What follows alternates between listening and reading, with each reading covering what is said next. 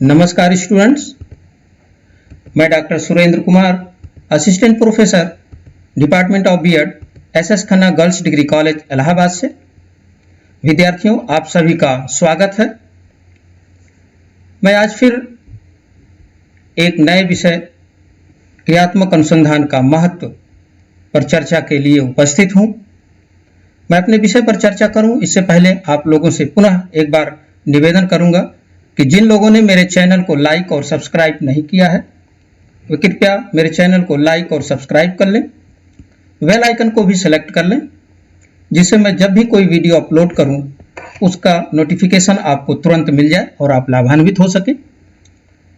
आज का यह लेक्चर उन विद्यार्थियों के लिए उपयोगी होगा जो बीए कर रहे हैं, बीएड कर रहे हैं या डीएलएड कर रहे हैं, क्योंकि बीए, बीएड और डीएलएड के पाठ्यक्रम में क्रियात्मक अनुसंधान को रखा गया है। तो आइए हम अपने विषय पर चलते हैं चर्चा के लिए।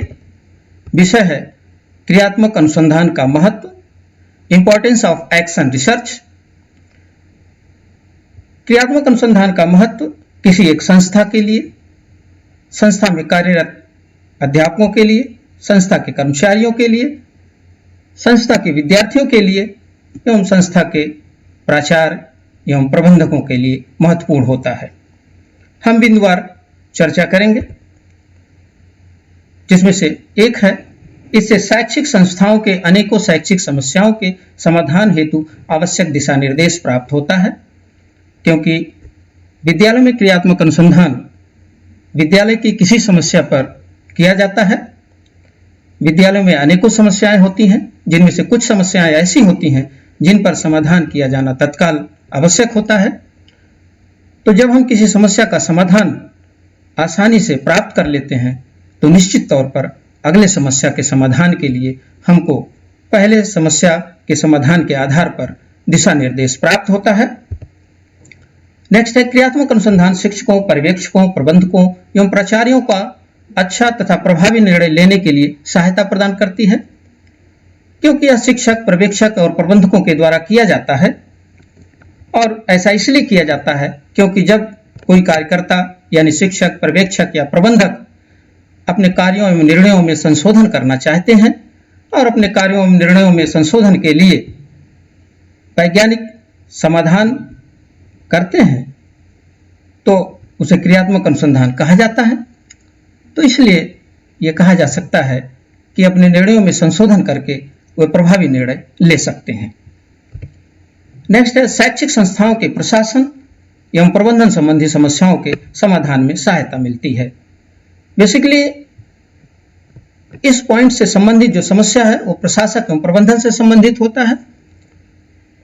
तो प्रशासक एवं प्रबंधक अपने अधिकार क्षेत्र के अंदर जो आने वाली समस्याएं हैं उन समस्याओं का वैज्ञानिक समाधान ढूंढने का प्रयास करता है और उन समस्याओं के वैज्ञानिक समाधान के माध्यम से वह अपने क्षेत्र में आने वाली अन्य समस्याओं का भी समाधान प्राप्त कर लेता है। इसलिए हम कह सकते हैं क्रियात्मक अनुसंधान के माध्यम से प्रशासन एवं प्रबंधन संबंधी जो समस्याएं आती हैं प्रबंधकों एवं प्राचार्यों के समक्ष, उसके समाधान में सहायता मिलती है। नेक्स्ट है विद्यालयों के कक्षागत समस्याओं के समाधान में सहायता मिलती है। ये बेसिकली टीचर और स्टूडेंट से रिलेटेड होती है। तो विद्यालयों के कक्षागत समस्याएं होती हैं आधुनिक वातावरण निर्माण करना, शिक्षण लर्निंग वातावरण का निर्माण करना, ऐसा माहौल बनाना जिससे विद्यार्थियों के समझ में विषय वस्तु आसानी से आ जाए। तो इस तरह के विषयों से संबंधित जब समस्याओं पर हम क्रियात्मक अनुसंधान करते हैं तो ऐसा समझा जाता है कि विद्यालयों के कक्षागत समस्याओं के समाधान में क्रियात्मक अनुसंधान से सहायता मिलती है। नेक्स्ट है विद्यालयों के शिक्षण अधिगम प्रक्रिया में आधुनिक तकनीकियों के प्रयोग के लिए प्रेरणा मिलती है। आजकल नए नए तकनीकियों का विकास हुआ है, हर विद्यार्थी के पास स्मार्टफोन है। कभी भी कहीं भी गूगल के माध्यम से एवं अन्य शैक्षिक ऐप्स बहुत सारे आए हैं जिनके माध्यम से वह ज्ञान ग्रहण कर सकता है, अपने विषय से संबंधित अध्ययन वो कर सकता है। निश्चित तौर पर इससे शिक्षकों के लिए भी एक चुनौती उत्पन्न होती है कि वह ऐसे विद्यार्थियों के समस्याओं का समाधान कैसे करें जो आधुनिक तकनीकी उपकरणों से सुसज्जित हैं। तो निश्चित तौर पर विद्यालयों में क्रियात्मक अनुसंधान शिक्षण अधिगम प्रक्रिया में ये जो आधुनिक तकनीकी हैं, आईसीटी आधारित उपकरण हैं, सूचना संप्रेषण तकनीकी आधारित उपकरण हैं, इनको प्रयोग करने के लिए प्रेरणा देती है। नेक्स्ट है, विद्यालय में कार्यरत शैक्षिक एवं गैर शैक्षिक कर्मचारियों में आपसी सहयोग को बढ़ावा मिलता है। यद्यपि जिन कर्मचारी के द्वारा या जिन शिक्षक के द्वारा समस्या को अनुभव किया जाता है उन्हीं के द्वारा क्रियात्मक अनुसंधान किया जाता है, परंतु फिर भी क्रियात्मक अनुसंधान में अन्य गैर शैक्षिक कर्मचारियों की आवश्यकता होती है, अन्य शिक्षकों की आवश्यकता होती है तथा विद्यार्थियों की भी सहायता ली जाती है। तो जब किसी समस्या के समाधान में गैर शैक्षिक कर्मचारियों, अन्य शिक्षकों की सहायता ली जाती है तो वो आपसी सहयोग को बढ़ावा मिलता है, एक दूसरे की समस्याओं के समाधान में मिलकर सहायता करते हैं। नेक्स्ट है, समाज की मांग एवं आवश्यकता के अनुरूप विद्यालय एवं कक्षा के वातावरण निर्माण में सहायता मिलती है। तो विद्यालय समाज के लिए है और विद्यालय के लिए जो इनपुट या विद्यार्थी है वो समाज से ही आता है और हम जो आउटपुट तैयार करते हैं वो समाज के लिए ही तैयार करते हैं।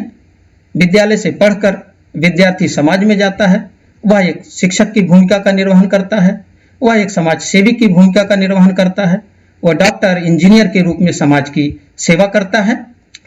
तो निश्चित तौर पर उनके शिक्षण अधिगम के लिए विद्यालय में स्वस्थ वातावरण का निर्माण होना आवश्यक है। तो जब हम कक्ष के वातावरण को स्वस्थ बनाना चाहते हैं, शिक्षण अधिगम करने योग्य बनाना चाहते हैं, शिक्षण अधिगम वातावरण कक्ष में किस तरह से उपयुक्त रूप में बना रहे, इसके लिए हम क्रियात्मक अनुसंधान करते हैं। तो निश्चित रूप पर ऐसा समझा जाता है कि समाज की मांग एवं आवश्यकता के अनुरूप हम कक्ष के वातावरण का निर्माण करते हैं। नेक्स्ट है, विद्यालयों में जनतंत्रात्मक भावना स्थापित करने में सहायता मिलती है। जनतंत्रात्मक भावना यानी सबको समान महत्व देना। जब एक शिक्षक अपनी समस्या का कारण किसी अन्य शिक्षक को समझेगा, विद्यार्थी को समझेगा, सिस्टम को दोष देगा, तो वहां पर जनतंत्रात्मक भावना का विकास नहीं किया जा सकता। जब क्रियात्मक अनुसंधान के माध्यम से शिक्षक अपनी समस्याओं का समाधान करने का प्रयास करता है और वह ऐसा मानता है कि जो समस्याएं उत्पन्न हुई हैं, चाहे विद्यालय प्रांगण में हो, चाहे कक्ष में हो, चाहे विषय वस्तुओं के सही तरीके से ना समझ पाने का कारण हो सकता है उस शिक्षक के द्वारा ही ये कारण सब उत्पन्न हुए हों। तो ऐसा समझा जाता है कि विद्यालय में जनतंत्रात्मक भावना स्थापित करने के लिए शिक्षक तैयार होता है और इसके लिए वह क्रियात्मक अनुसंधान करता है। तो ऐसा समझा जाता है कि विद्यालय में क्रियात्मक अनुसंधान के माध्यम से जनतंत्रात्मक भावना स्थापित करने में सहायता मिलती है। नेक्स्ट है, क्रियात्मक अनुसंधान हेतु विद्यालय द्वारा किया गया खर्च विद्यालय के ही उपयोग में लाया जाता है, क्योंकि अनुसंधान परिणाम का उपयोग विद्यालय के ही हित में किया जाता है। निश्चित तौर पर विद्यालय की समस्याओं का समाधान विद्यालय प्रांगण में ही किया जाता है और विद्यालय प्रांगण में जब क्रियात्मक अनुसंधान किया जाता है तो निश्चित तौर पर विद्यालय के संसाधनों का उपयोग में लाया जाता है, विद्यालय के द्वारा खर्च वहन किया जाता है और जब उसका समाधान हो जाता है, विद्यालय की किसी भी समस्या का वैज्ञानिक समाधान हो जाता है, तो वह विद्यालय के उन्नति के लिए ही उपयोग में लाया जाता है, विद्यार्थियों की उन्नति के लिए उपयोग में लाया जाता है, विद्यार्थियों के अचीवमेंट को उन्नत बनाने के लिए किया जाता है और विद्यालय की उपलब्धि को उन्नतशील बनाने के लिए उसका उपयोग किया जाता है। तो ऐसा समझा जाता है कि क्रियात्मक अनुसंधान में जो खर्च किया गया है वो विद्यालय के ही उपयोग में लाया जा रहा है, क्योंकि देखा जाता है कि जब हम औपचारिक अनुसंधान में या व्यवहारिक अनुसंधान में जब कभी अनुसंधान कार्य करते हैं तो उसमें भी बहुत सारा धन खर्च होता है और वह जो समस्या का समाधान किया जाता है वह विस्तृत लेवल पर उसका जनरलाइजेशन किया जाता है, सामान्यकरण किया जाता है, क्योंकि समस्या का क्षेत्र विस्तृत होता है और वह समस्या या तो किसी प्रदेश लेवल की होगी या किसी जनपद लेवल की होगी या किसी देश लेवल की होगी या संपूर्ण शैक्षिक क्षेत्र जगत की होगी। तो इसलिए उसका जो समाधान किया जाएगा, उस समाधान का जो सामान्यीकरण किया जाएगा वो विस्तृत पैमाने पर किया जाएगा और उसमें बहुत सारा धन खर्च होता है, जबकि क्रियात्मक अनुसंधान में किसी संस्था में ही उसका समाधान किया जाता है और उसके समाधान का उपयोग विद्यालय के हित में ही किया जाता है। नेक्स्ट है, क्रियात्मक अनुसंधान विद्यालय के शिक्षकों को उनकी कक्षागत समस्याओं एवं अन्य शैक्षिक समस्याओं को वैज्ञानिक तरीके से दूर करने के लिए प्रेरित करती है। क्योंकि यह स्मॉल स्केल स्टडी है, किसी एक संस्था तक ही सीमित रहता है और विद्यालय में शिक्षकों से संबंधित बहुत सारी समस्याएं आती हैं, चाहे उनके द्वारा उपयुक्त शिक्षण विधि का ना प्रयोग किया जाना, उपयुक्त शिक्षण तकनीकियों का ना प्रयोग किया जाना हो, चाहे शिक्षण को उन्नतशील बनाना हो। इस तरह की तमाम शैक्षिक समस्याएं आती हैं। उन शैक्षिक समस्याओं को वैज्ञानिक तरीके से दूर करने के लिए क्रियात्मक अनुसंधान के माध्यम से किया जाता है। और जब वैज्ञानिक तरीके से क्रियात्मक अनुसंधान जब वैज्ञानिक तरीके से किसी समस्या का समाधान किया जाता है तो वह क्रियात्मक अनुसंधान के माध्यम से कक्षा के वातावरण को उन्नत बनाने का प्रयास किया जाता है। नेक्स्ट है, क्रियात्मक अनुसंधान शिक्षकों को उनकी व्यावसायिक उन्नति के लिए अधिगम हेतु प्रेरित करती है।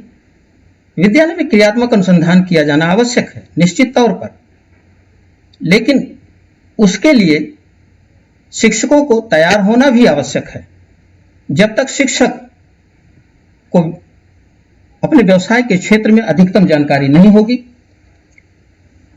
कैसे वह कुशलता विकसित करे, कैसे वह अपनी कुशलता में वृद्धि करे, कैसे वह अपने व्यवहार में परिवर्तन लाए, शिक्षक कैसे अपने व्यवहार का परिमार्जन करे, इन सब के लिए उसे अधिगम की जरूरत होगी। जब तक वह अध्ययन नहीं करेगा, उसे जानकारी नहीं होगी, और जानकारी नहीं होगी तो अपनी समस्या का वैज्ञानिक समाधान सही तरीके से ढूंढ नहीं पाएगा। तो इसलिए क्रियात्मक अनुसंधान शिक्षकों को उनकी व्यावसायिक उन्नति के लिए अधिगम हेतु प्रेरित करती है। नेक्स्ट है, क्रियात्मक अनुसंधान शिक्षकों को अपने शिक्षण के प्रति जागरूक बनाती है तथा उनके शिक्षण में बदलाव लाने के लिए प्रोत्साहित करती है। बहुत सारे शिक्षक हैं जो परंपरागत तकनीकियों का अनुसरण करते आए हैं, परंपरागत तरीके से अध्ययन अध्यापन करते आए हैं, वही पुरानी शिक्षण विधियों को अपनाना, वही पुरानी शिक्षण पर विधियों के माध्यम से शिक्षण करना और नए नए शिक्षण तकनीकियों का उपयोग न करना, इन तरह के समस्याएं हैं। तो अगर शिक्षक जागरूक नहीं होगा और वो अपने शिक्षण में बदलाव नहीं करना चाहेगा तो वह समस्या नहीं प्राप्त कर पाएगा और क्रियात्मक अनुसंधान भी नहीं कर पाएगा।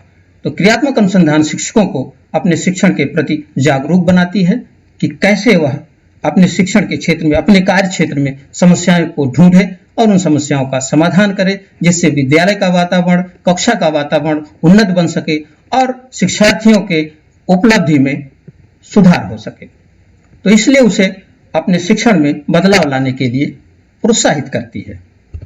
नेक्स्ट है, क्रियात्मक अनुसंधान अभ्यासकर्ताओं को उनके व्यावसायिक उन्नति के लिए पृष्ठपोषण प्रदान करती है। जब किसी समस्या का समाधान आसानी से प्राप्त किया जा सकता है और उसके माध्यम से जो शिक्षक है, अभ्यासकर्ता है, अपने शिक्षण दक्षता में परिवर्तन ला सकता है, परिवर्तन लाता है या बदलाव लाता है, तो उसको एक प्रोत्साहन मिलता है, पृष्ठपोषण मिलता है कि किस तरह से वो परंपरागत तरीके से शिक्षण अधिगम प्रक्रिया अपनाता रहा है और अब अपनी समस्या का वैज्ञानिक समाधान कर लेने के पश्चात उसने अपने शिक्षण में परिवर्तन कर लिया है। तो नित्य नए समस्याओं को खोजने का प्रयास करेगा और उसमें उन समस्याओं का वैज्ञानिक समाधान करने का प्रयास करेगा। तो ऐसा समझा जाता है कि उसे पृष्ठपोषण प्राप्त हो रहा है। नेक्स्ट है, क्रियात्मक अनुसंधान शिक्षकों में कल्पना शक्ति का विकास करता है। एक शिक्षक को कल्पनाशील होना चाहिए, नए नए जो विकास हैं उनके बारे में जानकारी होनी चाहिए, नए नए शिक्षण के क्षेत्र में जो परिवर्तन हो रहे हैं, जो अनुसंधान हो रहे हैं, उसके बारे में जानकारी होना चाहिए। उसे कार्यकुशलता के विषय में जानकारी होनी चाहिए, उसे अपने अंदर वैज्ञानिक दृष्टिकोण विकसित करना चाहिए, उसे अपने व्यवहार में परिवर्तन लाने के लिए तैयार रहना चाहिए, अपने व्यवहार में परिमार्जन के लिए तैयार रहना चाहिए, उसे विद्यालय में लोकतांत्रिक वातावरण का निर्माण करने के लिए तैयार रहना चाहिए। इन सब के लिए किसी शिक्षक को कल्पनाशील होना आवश्यक है और यह कल्पना शक्ति या कल्पनाशीलता क्रियात्मक अनुसंधान के माध्यम से शिक्षकों को प्राप्त होती है। नेक्स्ट है, क्रियात्मक अनुसंधान मितव्ययी होता है। इसमें समय, श्रम एवं धन कम खर्च होता है क्योंकि यह स्मॉल स्केल स्टडी है, यह छोटे पैमाने पर किया जाने वाला अध्ययन है, यह किसी संस्था तक ही सीमित होने वाला अध्ययन है। इसलिए इसमें निश्चित तौर पर समय भी कम लगता है, श्रम भी कम लगता है और धन भी कम लगता है। इसलिए कहा जाता है कि क्रियात्मक अनुसंधान मितव्ययी होता है, यानी कम खर्चीला होता है। क्रियात्मक अनुसंधान के अभिकल्प में अधिक कठोरता नहीं अपनाया जाता, बल्कि यह लचीली होती है तथा आवश्यकता अनुसार उसमें परिवर्तन किया जा सकता है। औपचारिक अनुसंधान की तरह, व्यवहारिक अनुसंधान की तरह क्रियात्मक अनुसंधान के अभिकल्प में अधिक कठोरता नहीं अपनाया जाता है। जहां व्यवहारिक या औपचारिक अनुसंधान में एक बार जब अभिकल्प हम निश्चित कर लेते हैं, एक बार हम जब अनुसंधान के डिजाइन सुनिश्चित कर लेते हैं, उसमें परिवर्तन नहीं कर सकते, वहीं क्रियात्मक अनुसंधान में आवश्यकता के अनुसार हम परिवर्तन कर सकते हैं। नेक्स्ट है, क्रियात्मक अनुसंधान वास्तविक परिस्थितियों में किया जाता है, अतः इसके परिणाम प्रासंगिक एवं व्यवहारिक होते हैं। वास्तविक परिस्थिति यानी किसी कक्षा की अगर समस्या है तो कक्षा की परिस्थिति में उसका समाधान किया जाएगा, विद्यालय की समस्या है तो विद्यालय परिस्थिति में उसका समाधान किया जाएगा, किसी अगर शिक्षक की समस्या है तो उस शिक्षक के द्वारा क्रियात्मक अनुसंधान के माध्यम से समस्या का समाधान किया जाएगा। और क्योंकि यह वास्तविक परिस्थिति में किया जा रहा है, वास्तविक रूप में किया जा रहा है, इसकी क्रियात्मक अनुसंधान के लिए जो समस्याएं निश्चित की जाती हैं वो काल्पनिक नहीं होती हैं, वास्तविक होती हैं। तो वास्तविक समस्याओं का वास्तविक परिस्थितियों में जब क्रियात्मक अनुसंधान के माध्यम से समस्या का समाधान किया जाता है या वैज्ञानिक तरीके से जब समस्या का समाधान किया जाता है तो निश्चित तौर पर इसका जो परिणाम है वो प्रासंगिक होगा, रिलायबल होगा और व्यवहारिक होगा। नेक्स्ट है, क्रियात्मक अनुसंधान के द्वारा समस्या का समाधान शीघ्र या कम समय में मिल जाने से अनुसंधानकर्ता अभिप्रेरित होते हैं, क्योंकि यह किसी संस्था तक सीमित होता है, इसके लिए सैंपल साइज भी छोटा होता है, इसमें समय भी कम लगता है और निश्चित तौर पर जब समय कम लगता है तो कम समय में ही किसी समस्या का वैज्ञानिक समाधान मिल जाता है। और जब कम समय में किसी समस्या का वैज्ञानिक समाधान मिल जाता है तो क्योंकि अनुसंधानकर्ता के पास, एक शिक्षक के पास अनेकों ऐसी समस्याएं होती हैं जिनका समाधान किया जाना जरूरी होता है, तो अन्य समस्या के समाधान के लिए भी उसको मोटिवेशन मिलता है और प्रेरणा मिलती है कि वह समस्या का समाधान भी आसानी से कर सकता है। नेक्स्ट है, क्रियात्मक अनुसंधान करने के लिए विशेष प्रशिक्षण की आवश्यकता नहीं होती। एक सामान्य अभ्यासकर्ता भी जिसे अपने क्षेत्र एवं कार्यों के विषय में सामान्य जानकारी है तथा जागरूकता है, वह क्रियात्मक अनुसंधान कर सकता है। जैसा औपचारिक अनुसंधान और व्यवहारिक अनुसंधान में अनुसंधान करने वाले को विशेष प्रशिक्षण प्राप्त होना चाहिए, विशेष प्रशिक्षण की जरूरत होती है, उसे जानकारी अनुसंधान के क्षेत्र में होनी चाहिए, उस तरह की कठोरता का पालन अनुसंधानकर्ता के दृष्टिकोण से क्रियात्मक अनुसंधान में नहीं किया जाता है। इसमें एक सामान्य अभ्यासकर्ता या सामान्य शिक्षक भी जिसको अपने क्षेत्र यानी शिक्षक का शैक्षिक क्षेत्र, शिक्षक के व्यवहार परिमार्जन का क्षेत्र, शिक्षक तकनीकी उपयोग करने के लिए प्रोत्साहन, शिक्षकों का कार्यकुशलता विकसित करना, इन सब क्षेत्रों से संबंधित के बारे में उसे जानकारी होना चाहिए। अगर उसे अपने विषय के में सामान्य जानकारी है तथा जागरूकता है, वह क्रियात्मक अनुसंधान कर सकता है। नेक्स्ट है, क्रियात्मक अनुसंधान अपने कार्यस्थल विद्यालय में ही संपन्न किया जाता है, क्योंकि इसके लिए प्रतिदर्श एवं संसाधन विद्यालय प्रांगण में ही उपलब्ध रहते हैं। तो छात्रों, औपचारिक अनुसंधान या व्यवहारिक अनुसंधान में क्योंकि समस्या विस्तृत पैमाने की होती है, विस्तृत समस्या होती है, उसके लिए जनसंख्या भी विस्तृत होती है, उसके लिए प्रतिदर्श या सैंपल साइज भी ज्यादा होता है, उसके लिए ज्यादा समय भी लगता है, उसके लिए व्यवहारिक अनुसंधान या औपचारिक अनुसंधान में डेटा कलेक्शन के लिए, आंकड़ों के संग्रहण के लिए अनुसंधानकर्ता को जगह जगह जाना पड़ता है। जिस क्षेत्र की वह समस्या चयनित किया हुआ है उस पूरे क्षेत्र में उसे भ्रमण करना पड़ सकता है, जबकि क्रियात्मक अनुसंधान में ऐसा नहीं है, क्योंकि यह स्थानीय लेवल पर किया जाता है या किसी विद्यालय लेवल पर किया जाता है। इसलिए जो प्रतिदर्श या सैंपल होगा उसी विद्यालय का होगा, उसी विद्यालय के छात्र होंगे, उसी विद्यालय के संसाधनों को लेकर अध्ययन किया जाएगा और विद्यालय प्रांगण में ही किया जाएगा। तो इस दृष्टि से भी यह महत्वपूर्ण है कि कम संसाधन, कम खर्च एवं एक स्थानीय लेवल पर भी अनेक समस्याओं का समाधान, शैक्षिक समस्याओं का समाधान, विद्यालय के समस्याओं का समाधान क्रियात्मक अनुसंधान के माध्यम से किया जा सकता है। तो छात्रों, हमें उम्मीद है यह आपको पसंद आया होगा। अगर आपको यह लेक्चर पसंद आया है या उसमें कोई कमियां रह गई हैं, उसमें और सुधार किए जाने की आवश्यकता है, तो अपने सुझाव कमेंट बॉक्स में हमें अवश्य लिखें, जिसके माध्यम से हम अगले लेक्चर में उसको सम्मिलित करके लेक्चर को और उन्नत बनाकर आपके सामने प्रस्तुत हों।